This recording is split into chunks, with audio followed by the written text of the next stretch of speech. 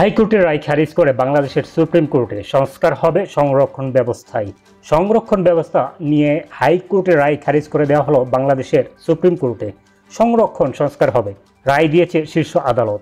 সংরক্ষণ ব্যবস্থা নিয়ে হাইকোর্টের রায় খারিজ করে দেওয়া হলো বাংলাদেশের সুপ্রিম কোর্টে। দেশের সংরক্ষণ ব্যবস্থার সংস্কার করা হবে, রায় দিয়েছে শীর্ষ আদালত। 2018 সালে সংরক্ষণ নিয়ে শেখ হাসিনা সরকার যে সিদ্ধান্ত নিয়েছিল তা গত 5 জুন অবৈধ ঘোষণা করেছিল হাইকোর্ট। সেই নির্দেশকে চ্যালেঞ্জ জানিয়ে সুপ্রিম কোর্টের দ্বারস্থ হয়েছিল সরকার। সংবাদ সংস্থা AFP জানিয়েছে, রবিবার বাংলাদেশের সুপ্রিম কোর্ট খারিজ করে দিয়েছে হাইকোর্টের নির্দেশ। অর্থাৎ এই ক্ষেত্রে সুপ্রিম কোর্টের রায় কিছুটা গিয়েছে হাসিনা সরকারের পক্ষেই। তবে 2018 সালে হাসিনা যে সিদ্ধান্ত নিয়েছিল হুবহু তা বহাল রাখেনি আদালত। হাইকোর্টের রায় বাতিল করা হয়েছে, তবে সংরক্ষণ ব্যবস্থা পুরোপুরি বাতিল করা হয়নি। দেশের সরকারি চাকরির ক্ষেত্রে মোট 7% সংরক্ষণের নির্দেশ দেওয়া হয়েছে। তার মধ্যে 5% সংরক্ষণ থাকবে মুক্তিযোদ্ধাদের সন্তানদের জন্য, বাকি 2% থাকবে অন্য শ্রেণীর জন্য সংরক্ষিত।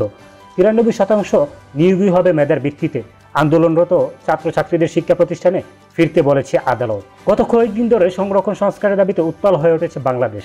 ঢাকার রাস্তায় পুলিশের সঙ্গে আন্দোলনকারী ছাত্রদের সংঘর্ষে প্রাণ গিয়েছে বহু মানুষের। সংবাদ সংস্থা AFP জানিয়েছে, মৃতের সংখ্যা 151।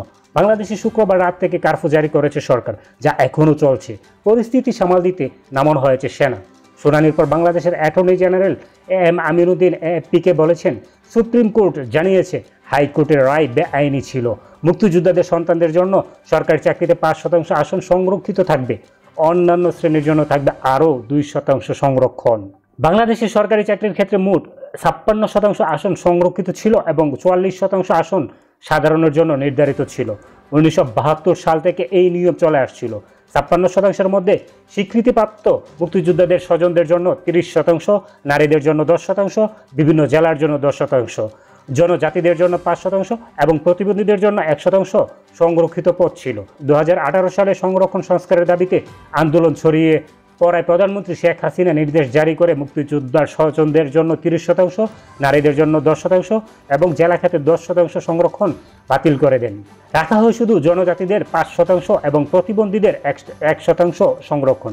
পরে 7 জন মুক্তিযোদ্ধার স্বজন 2018-এর সংরক্ষণ বাতিলের নির্দেশনামার বৈধতাকে চ্যালেঞ্জ করে 2021-এ হাইকোর্টে যান।